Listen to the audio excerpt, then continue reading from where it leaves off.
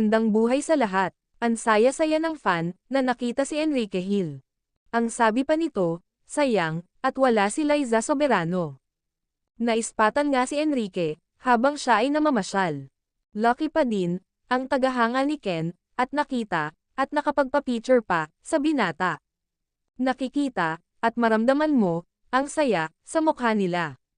Samantala, ating balikan, ang pangako, ni Enrique Hill, kay Liza Soberano.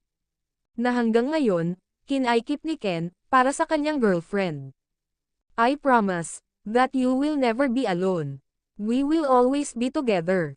Kahit anong mangyari, alam mo yan. He described Liza Soberano, as Jesus Christ's, most precious gift of all. And he's lucky, to have a girlfriend, with a biggest heart, in the universe. Enrique Hill further said, that he can't live his life, without Liza, as she gives him hope, every day.